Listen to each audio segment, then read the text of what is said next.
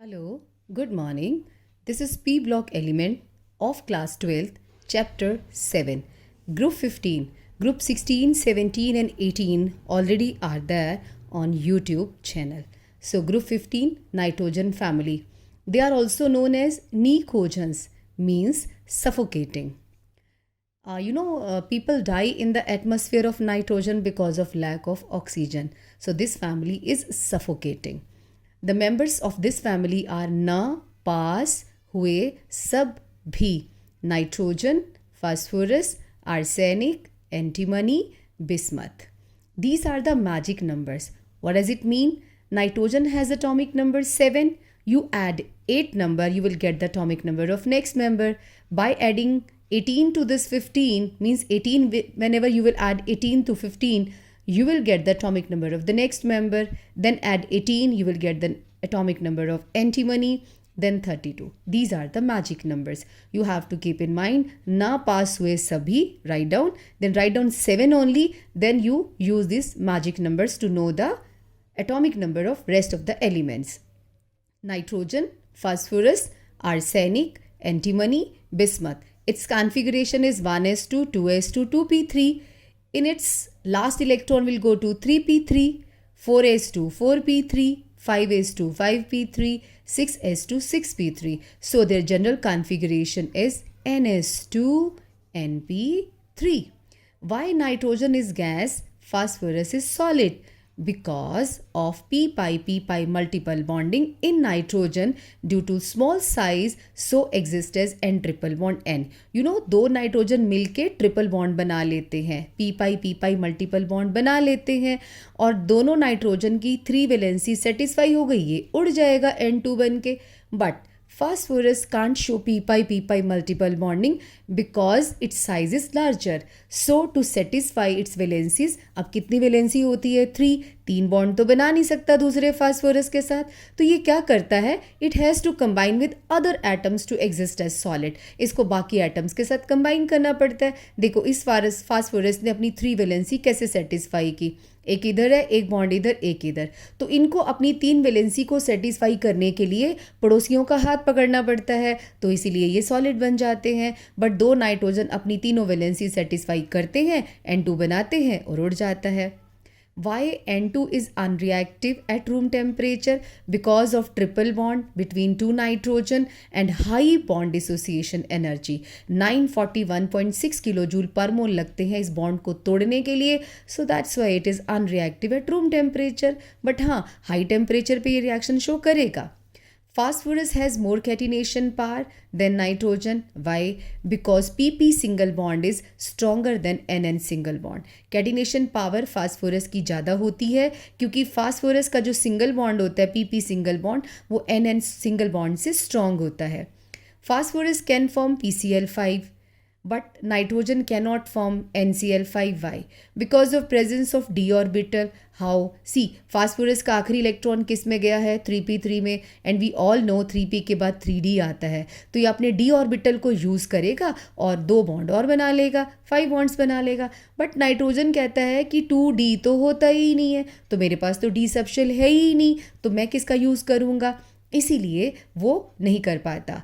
तो presence of d orbital in phosphorus, it can extend its oxidation state beyond 3, means 3 से ज़्यादा bond बना सकता है. कैसे? by shifting 3s electron to 3d. ये वाला इलेक्ट्रॉन यहाँ शिफ्ट कर देता है. देखो अब 5 हो गया अनपेयर्ड, तो 5 बॉन्ड बन जाएंगे.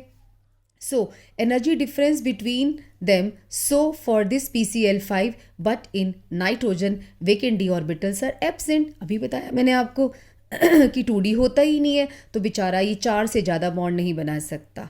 3 तो कोवेलेंट बनाएगा, एक कोऑर्डिनेट बॉन्ड बनाएगा. ये देखो ये कोऑर्डिनेट बॉन्ड बना लेगा, ये 3 कोवेलेंट बेचारा, इसीलिए 5 बॉन्ड्स नहीं बना सकता क्योंकि उसके पास वेकेंट डी ऑर्बिटल नहीं है. What is covalency and oxidation state of nitrogen in N2O5? Covalency का मतलब होता है बॉन्ड कितने बनाएगा, और ऑक्सीडेशन स्टेट तो वही है जो इलेक्ट्रोनेगेटिविटी को डिफरेंस को काउंट करके आता है. इसकी स्ट्रक्चर देखो. Each nitrogen has made how many bonds? 4. 1 2 3 4. इसने भी 1 2 3 4. दोनों नाइट्रोजन ने 4 4 बॉन्ड्स बनाए हैं, इसलिए इनकी कोवेलेंसी हो गई 4, बट ऑक्सीडेशन स्टेट वो तो इलेक्ट्रोनेगेटिविटी डिफरेंस से आता है. अगर आपको याद हो formula 2x minus 10 equal to 0, x will be equal to +5. So oxidation number nitrogen का कितना होता है? +5 होता है. Next question, NCl3 is endothermic. Means जब NCl3 बनता है तो ये एनर्जी एब्जॉर्ब करता है. क्यों? क्योंकि इसका बॉन्ड वीक होता है और एनर्जी चाहिए इसको. NF3 एक्सोथर्मिक है. मीन्स जब NF3 बनता है तो हीट निकलती है. ऑफ कोर्स NF की जो बॉन्ड एनर्जी होगी वो ज़्यादा होगी. So because of high oxidizing power of fluorine and nitrogen, NF bond is strong. NF6 negative does not exist. अभी तो बोला कि नाइट्रोजन 4 से ज़्यादा बॉन्ड बना ही नहीं सकता, तो 6 कहाँ से बनाएगा? सिंपल सा फंडा है कि नाइट्रोजन के पास वेकेंट ऑर्बिटल ही नहीं है. सो PF6 बट एग्जिस्ट करता है. Why? Because nitrogen can't extend its covalency beyond 4 due to absence of vacant d orbital, but phosphorus can. Now, what are the common oxidation state of group 15? Nitrogen shows oxidation state from -3 to +5. ये -3 भी show करता है, -2, -1, 0, +1, +2, +3, +4, +5. As in NH3, -3, NH2, NH2 में -2, NH2OH, N2, N2O. Oxidation states are also written here. देखो कितने सारे compounds बना रहा है ये. फास्फोरस शो करता है -3, +3 and +5. From arsenic to bismuth, stability of +5 oxidation state decreases and of +3 oxidation state increases due to inert pair effect. What is the meaning of this line? इस लाइन का ये मतलब है आर्सेनिक और bismuth ये 3 bond तो खुशी खुशी बना लेते हैं, बट 5 बॉन्ड खुशी खुशी नहीं बनाते. यानी कि इनके अंदर +5 ऑक्सीडेशन स्टेट अनस्टेबल है और +3 वाली ऑक्सीडेशन स्टेट स्टेबल है. Why? Because of inert pair effect. Inert pair effect का क्या मतलब है? अगर आपको याद हो इनकी कॉन्फ़िगरेशन 6s2 6p3 है, तो इसका मीनिंग ये है कि ये वाला पेयर इनर्ट हो गया है. ये बॉन्ड बनाने में पार्टिसिपेट नहीं करता, सिर्फ 3 बॉन्ड पार्टिसिपेट करते हैं, इसलिए +3 ऑक्सीडेशन स्टेट है इसका. तो ये क्यों नहीं करते? इनर्ट क्यों हो गया? बिकॉज जो न्यूक्लियस होता है ना, जो अंदर पड़े हुए 4f इलेक्ट्रॉन होते हैं, उनकी पुअर शील्डिंग की वजह से 3d 4d 4f ये लोग न्यूक्लियस को स्क्रीन नहीं करते, जिसका इफेक्टिव न्यूक्लियर चार्ज बढ़ जाता है और s इलेक्ट्रॉन को अपनी तरफ अट्रैक्ट करता है. तो ये s बॉन्ड बनाने से मना कर देते हैं. What is inert pair effect? It is non-participation of ns electron in bond formation due to poor shielding of nucleus by inner lying d and f electrons. Next question and point. R3p double bond O exist यानी कि बनता है, but R3n triple bond और double bond O नहीं बनता. अरे nitrogen कितनी बार बोलेगा मैं 5 बॉन्ड नहीं बना सकता, तो नहीं बनाएगा. तो यहाँ पर भी नाइट्रोजन कहता है भाई 3 और 2 5, मैं 5 बॉन्ड नहीं बना सकता, मेरे पास जो है वेकेंट डी ऑर्बिटल नहीं है. बट फास्फोरस कहता है मैं बना लूँगा. अब आप सोच रहे होंगे डबल बॉन्ड कैसे बनाएगा? ओके, इसका जो पाई बॉन्ड है ना, ये वो वाला नहीं है जो पी पाई पड़ा था, ये है P pi D pi bonding. Means phosphorus का डी ऑर्बिटल ऑक्सीजन का पी ऑर्बिटल आपस में साइडवेज ओवरलैपिंग करते हैं because of tendency of phosphorus to show P pi bonding, but nitrogen can't show and moreover it can make only 4 bonds not 5. Shape of PCl5. Are all PCl bond lengths are equal? No. पहली बात तो ये कि PCl5 bond बनने में ये वाली configuration use होती है, एक s इलेक्ट्रॉन यहाँ शिफ्ट होता है, हाइब्रिडाइजेशन होती है sp3d, राइट. स्ट्रक्चर होती है triangular bipyramidal.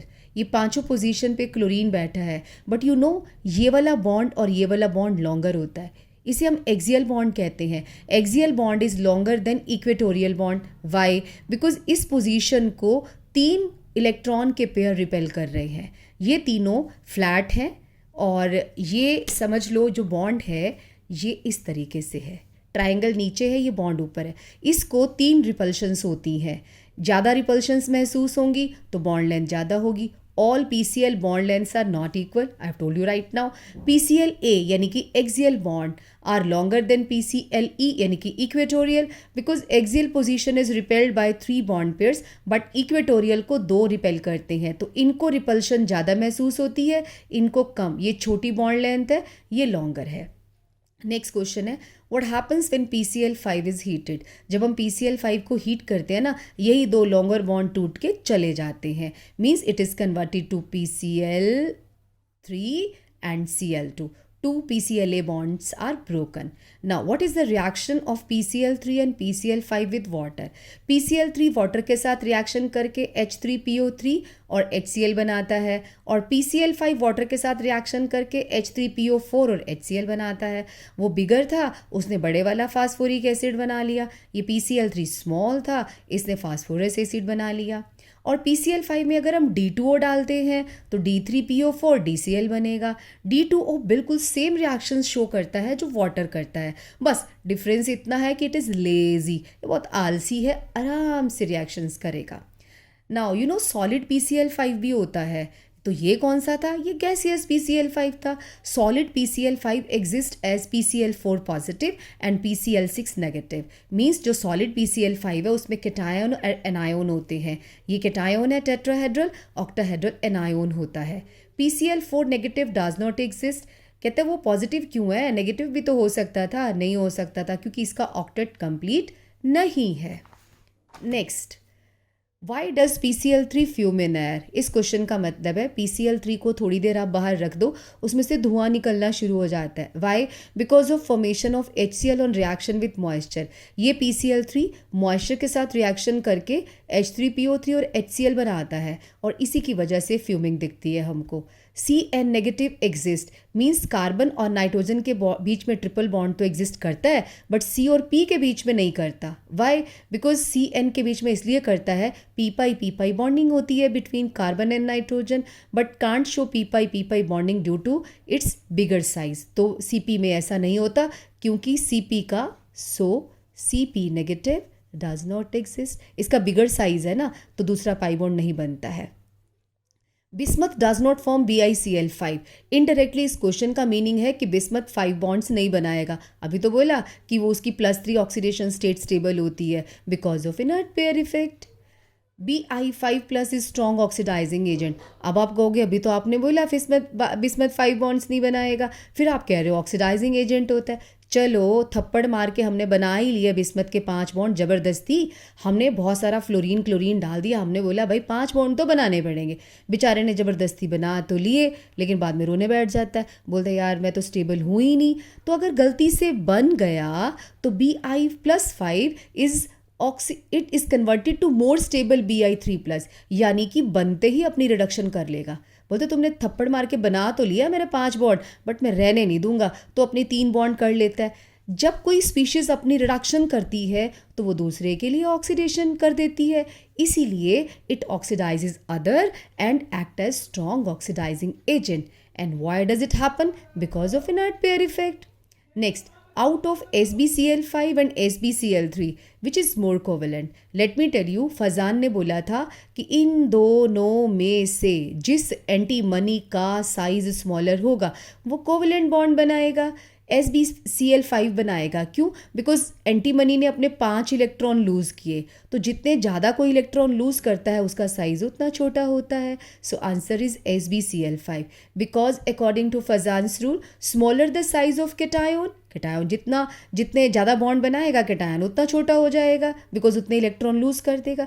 Higher is the polarising power and higher is the covalency. So as Sb+5 is smaller in size than Sb3+, so more covalent. Generally, compounds of higher oxidation states are more covalent than lower oxidation state.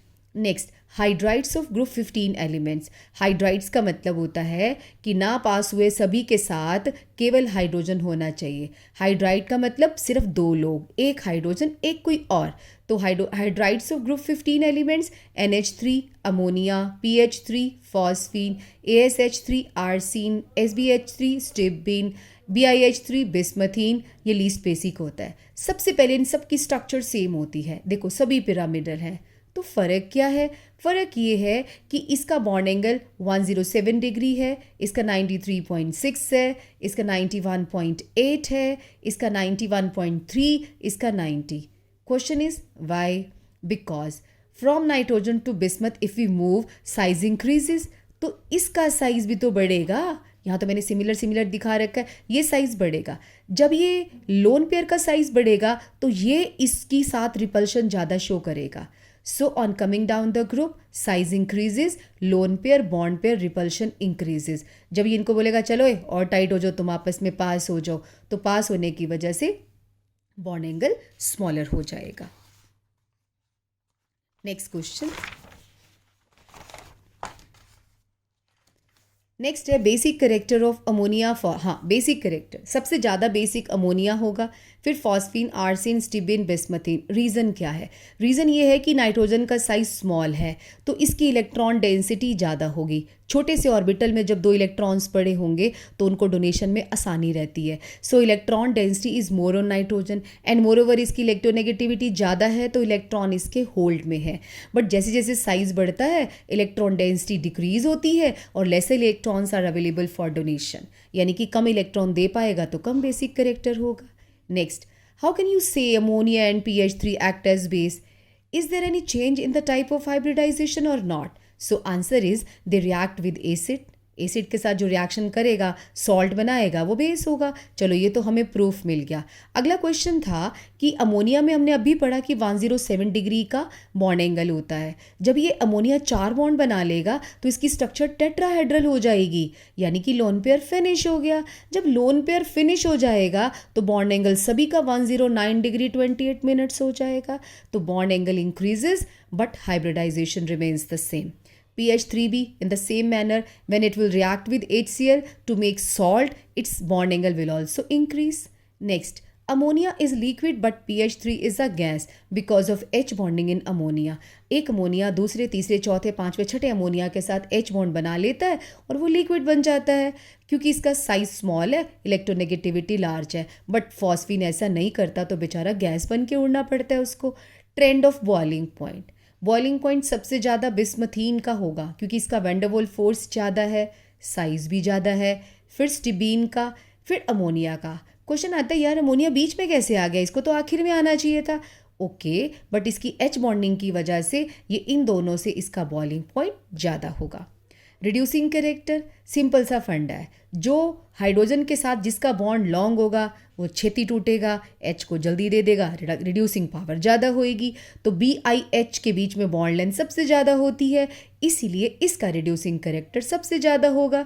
फिर stibine का, arsine, phosphine, then ammonia because of higher BIH bond length. मैंने अभी बताया आपको. Order of melting point. Melting point में सबसे पहले ammonia आएगा, फिर पीछे से स्टार्ट कर दो बिस्मथीन, स्टिबीन, आर्सिन, फॉस्फीन. इसको लास्ट पे होना चाहिए था बट ये H बॉन्डिंग की वजह से सबसे आगे आ गया. बॉइलिंग में बीच में आता है और मेल्टिंग में सबसे आगे आता है. Next is oxides of nitrogen. NO is paramagnetic in gaseous state but diamagnetic in liquid state.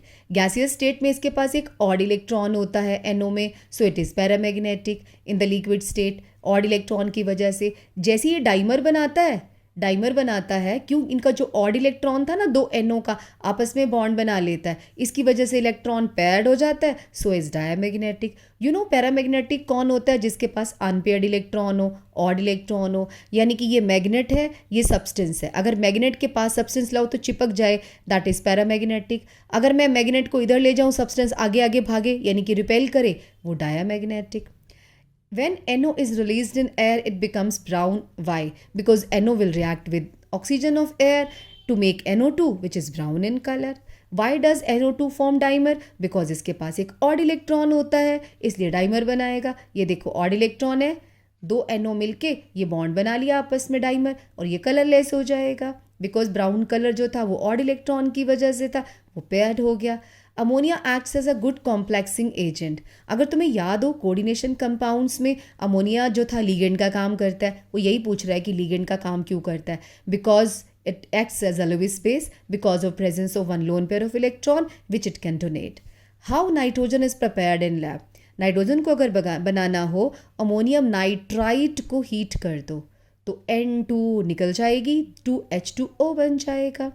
और या फिर अमोनियम डाइक्रोमेट ले लो, NH4 होल ट्वाइस Cr2O7, इसको हीट करोगे तो N2 Cr2O3 प्लस वाटर बनेगा. इसे हम आर्टिफिशियल वल्केनो भी कहते हैं. ये यूँ फटता है. वाई? जब नाइट्रोजन गैस निकलती है ना, वो Cr2O3 को उड़ा देती है तो हमें ऐसे लगता है वल्केनो बना है जैसे.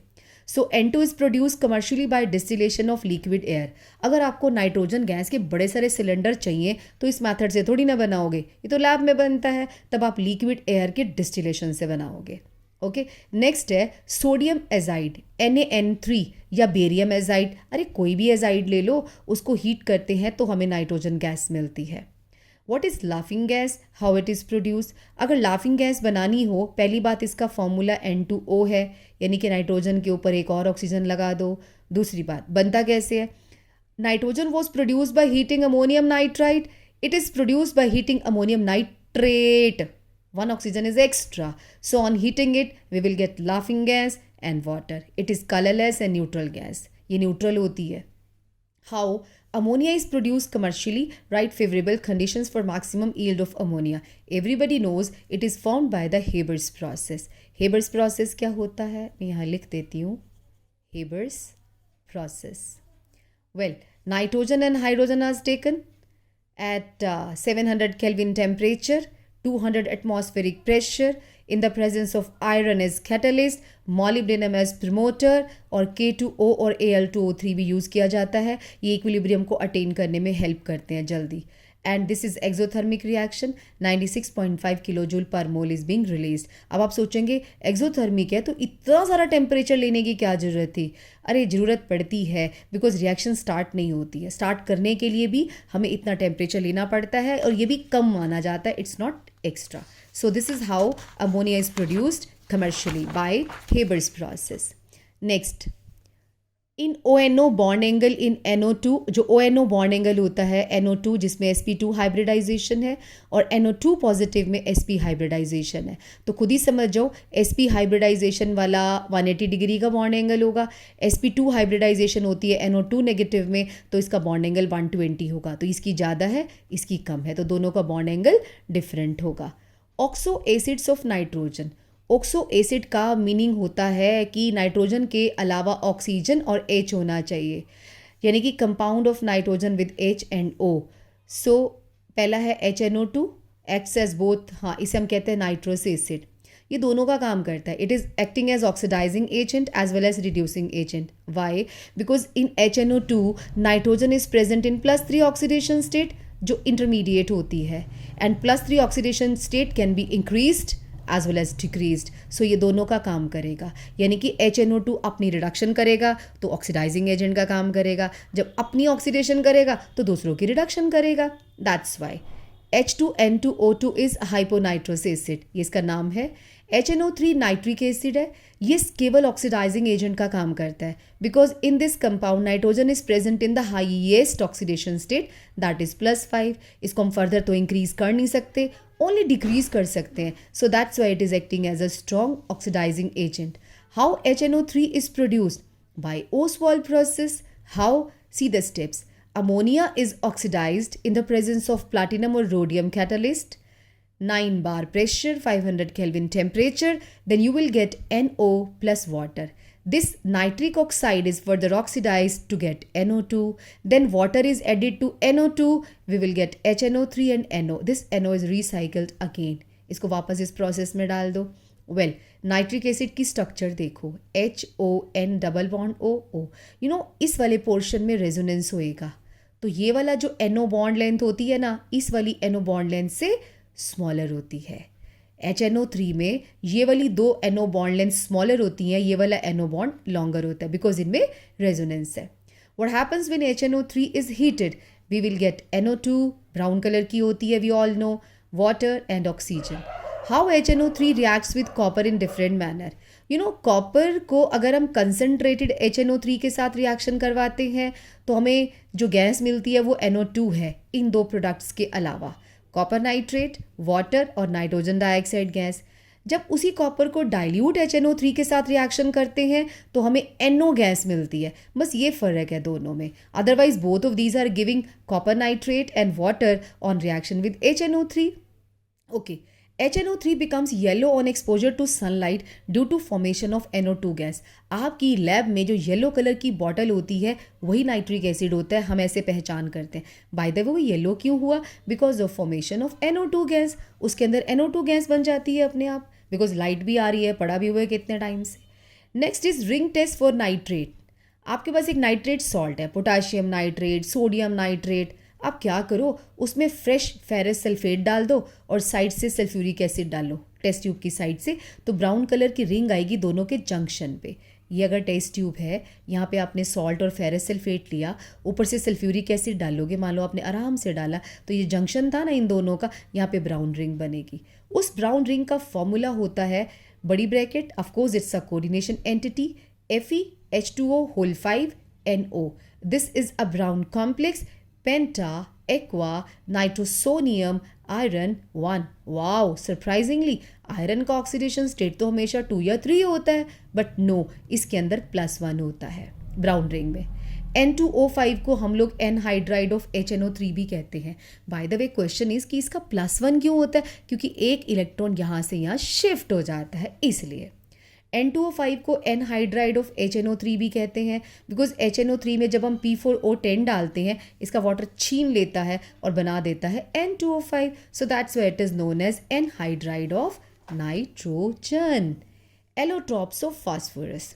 एलोट्रॉप्स क्या होते हैं? Different forms of an element having different physical properties but similar chemical properties. In other words, शक्ल अलग, अक्ल एक, right? Physical properties different.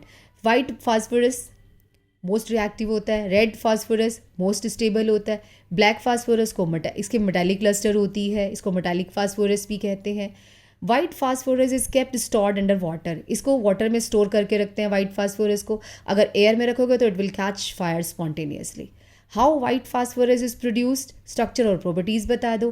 Calcium phosphate लो, उस पर सैंड डालो SiO2, और कार्बन कोयला डाल दो, उसको जला डालो 1773 केल्विन पे, और तुम्हें गोरा चिट्टा सा फास्फोरस मिल जाएगा। And the by product is calcium silicate and 10 carbon monoxide. This is the structure of white phosphorus. 4 phosphorus ने 4 बॉन्ड बना लिए। अब ये पड़ोसी के साथ कैसे बैठेगा? ये देखो, इसका जो नेबर एक P4 मॉलिक्यूल है, उसके साथ ये वीक वेंडरवॉल फोर्स बनाएगा। आप ऐसे करोगे आपके हाथ पे आ जाएगा। ये स्लिपरी होता है थोड़ा सा, अच्छा वैक्सी जैसे कह सकते हैं, वैक्सी सॉलिड है ये। और इसमें बॉन्ड एंगल देखो 60 डिग्री का है। बड़ा परेशान घूमता है, बोलता है मेरी हाइब्रिडाइजेशन sp3 और बॉन्ड पकड़ा दिया 60 डिग्री का। भाई मेरे को तो टेंशन हो रही है। इसी एंगल स्ट्रेन की वजह से ये कोशिश करता है मुझे कुछ तो टच करा दो, यानी कि एयर भी इसके कॉन्टैक्ट में आएगी ना, ये फट जाएगा। सो that's why it is quite reactive because of angle strain. Vaccine solid है, पॉइजनस है, जो लोग इसके एटमॉस्फेयर में वर्क करते हैं उनके लिए बहुत पॉइजनस है। फॉसी जॉ डिसीज़ हो जाती है। इसकी गार्लिक ऑर्डर है, डार्क में ग्लो करता है, केमिल्यूमिनेसेंस कहते हैं इसको, केमिल्यूमिनेसेंस कहते हैं डार्क में ग्लो करने को। मतलब इसके अंदर एक जो केमिकल खुद ही जलता है, जब इसकी ऑक्सीडेशन होती है तो लाइट प्रोड्यूस होती है। Reacts with alkali to show disproportionation reaction, means जब फास्फोरस में NaOH डाला जाता है तो ये 2 कंपाउंड्स बनाता है, PH3 NaH2PO2। PH3 में फास्फोरस का ऑक्सीडेशन स्टेट -3 है और NaH2PO2 में +1 है। When in any reaction the similar element is showing its reduction as well as oxidation, such kind of reaction is known as disproportion reaction. तो ये वाली reaction red phosphorus show नहीं करता, वो स्टेबल है। वाई? क्योंकि इसने जो याद है, इसने बॉन्ड बीच में भी बनाया, इसने नहीं बनाया, इसने ये वाले बॉन्ड की बजाय नेबर के साथ स्ट्रॉन्ग कोवेलेंट बॉन्ड बनाया, इसलिए ये कम रिएक्टिव है। नेक्स्ट है ऑक्सो एसिड्स ऑफ फास्फोरस। शुरुआत करते हैं H3PO4 से। H3PO4 की स्ट्रक्चर देखो, double bond O, OH OH OH। अगर एक ऑक्सीजन कम कर देंगे तो इक का अस बन जाएगा, फास्फोरस एसिड। तो आप एक काम करो, एक O हटा के PH लगा दो। अच्छा, एक और ऑक्सीजन हटा दो तो बन जाएगा हाइपो फास्फोरस एसिड, इक अस हाइपो अस। और इसमें 2 PH बॉन्ड है, एक OH है। ओके, इसकी डबलिंग करके वाटर निकाल दो तो बन जाएगा पायरोफास्फोरिक एसिड H4P2O7। डबल कैसे? H6P2O8 में से वाटर निकालो, बनेगा H4P2O7, पायरोफास्फोरिक एसिड बन जाएगा। ओके, इसमें एक OH है तो ये मोनोबेसिक है, वाटर में जाती एक H+ देगा, ये मोनोबेसिक है। 2 OH है, डाइबेसिक है। 3 OH है, ट्राइबेसिक है। 4 OH है तो टेट्राबेसिक है। अच्छा, ये रिड्यूसिंग इन नेचर होता है। जिसके पास भी पीएच बॉन्ड होगा ना, वो रिड्यूसिंग करेक्टर शो करेगा। इसके पास एक पीएच बॉन्ड है, ये थोड़ा सा रिड्यूसिंग है। इसके पास पीएच बॉन्ड है ही नहीं, तो ये रिड्यूसिंग है ही नहीं, और ये भी रिड्यूसिंग नहीं है। So basic character is equal to OH groups, right now I have told you. और है एसिडिक का मैंने बता दिया। एक और है HPO3, इसे कहते हैं साइक्लिक मेटाफास्फोरिक एसिड। HPO3 को हम कहते हैं, HPO3 को metaphosphoric acid. The very first thing, it will not exist as discrete particle, अकेले एग्जिस्ट नहीं करेगा। या तो साइकिल बना लेगा, 3 फास्फोरस, देखो PP, पहले PO बना के साइकिल बना दो, डबल बॉन्ड हो OH, डबल बॉन्ड हो OH, डबल बॉन्ड OH। और या फिर ये लीनियर स्ट्रक्चर भी बनाता है एक दूसरे का हाथ पकड़ के। सो मेटाफास्फोरिक एसिड एलोन एग्जिस्ट नहीं करता, इसको बना, क्योंकि बॉन्ड सेटिस्फाई नहीं होते ना, वैलेंसी रह जाती है। नेक्स्ट है H3PO4 सिरपी, गाढ़ा होता है, बहुत ज़्यादा विस्कस होता है due to extensive H bonding. दो H3PO2 has 3 hydrogen, still it is monobasic. बोला ना, बिकॉज जितने OH होते हैं उतना ही बेसिक होगा। Why H3PO3 act as reducing agent? Because of presence of PH bond. अभी बताए सारे क्वेश्चन ये। What happens when H3PO3 is heated? जब हम H3PO3 को हीट करते हैं, it will make PH3 and H3PO4, यानी कि इसकी भी डिस्प्रपोर्शन हो रही है। Phosphorus in this compound is showing +3 oxidation state, -3 और +5 में कन्वर्ट हो जाता है। ये डिस्प्रपोर्शन रिएक्शन शो करता है। Complete the following reaction. Calcium phosphide के ऊपर वाटर डाल दो तो PH3 बन जाएगा, प्लस CaOH वोल्ट वाइज बनेगा। Ca3N2 यानी कि कैल्शियम नाइट्राइड के ऊपर वाटर डालेंगे तो अमोनिया बनेगा। सेम तो है भाई भाई दोनों, इसका NH3 और CaOH वोल्ट वाइज बनेगा। जब हम PH3 में क्लोरीन डाल देंगे तो 3H हट के 3Cl आ जाएंगे, और HgCl2 में PH3 डालेंगे तो खुद ही सोच लो कि Hg3P2 एक्सचेंज ऑफर हो जाएगा। H और Cl भाग गए, ये दोनों मिल गए Hg3P2। AgNO3 और PH3 सेम, उसमें भी यही बनेगा, P4SO2Cl2, PCl5SO2 बनेगा। Next, how does copper 2+ react with ammonia? यहाँ से मैं आपको एक बात याद कराती हूँ, अगर आपने लैब में कभी ध्यान दिया हो। आप एक काम करना, कॉपर सल्फेट ब्लू कलर का होता है, यस, उसमें अमोनिया डाल दो तो कलर डीप ब्लू हो जाएगा। क्यों हो जाएगा? बिकॉज कॉपर जो है अमोनिया के साथ रिएक्शन करके कॉम्प्लेक्स बना लेता है, तो इसलिए डीप ब्लू कलर हो जाता है ब्लू से। On passing PH3 slowly into water, bubbles are formed but not with ammonia. Question कहते हैं कि PH3 को वाटर में डालते हैं तो बबल्स बनते हैं, क्योंकि PH3 वाटर में घुलता नहीं है, तो गैस बन के साइड पे बैठा रहता है। वाटर कहता है साइड पे बैठ जाए गैस बन के, लेकिन अमोनिया वाटर के साथ H बॉन्ड बना लेता है तो घुल मिल जाता है। Draw structure of P2O5। P2O5 पहली बात, कल्ला नहीं एग्जिस्ट करता, ये डाइमर के रूप में एग्जिस्ट करता है। दो P2O5 एक दूसरे का हाथ पकड़ के P4O10 बन जाते हैं। बनाएंगे कैसे? 4 फास्फोरस को आमने सामने बना दो, राइट। फिर क्या करो, हर P के बीच में O डालते जाओ। डाल दिया, बीच भी डाल दो।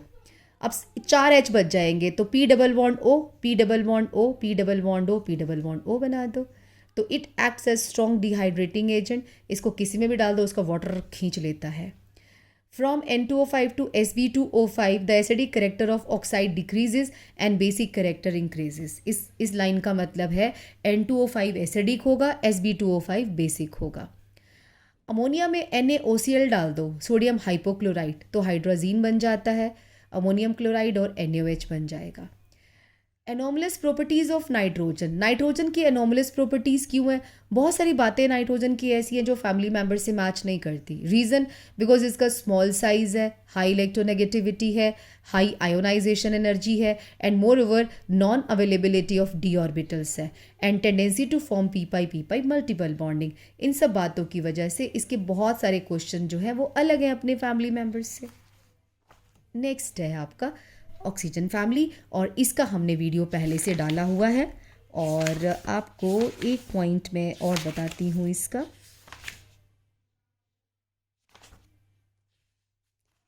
ये देखो, हमने इस पे क्रॉस लगाया था बिकॉज 2021 में जो लास्ट ईयर था नाइट्रोजन वाला चैप्टर सिलेबस में नहीं था, राइट।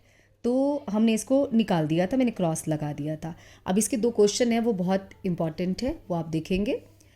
अ ट्रांसल्यूसेंट वाइट वैक्सी सॉलिड, जब ये लिखा हो ना translucent white waxy solid means वो वाइट फास्फोरस है।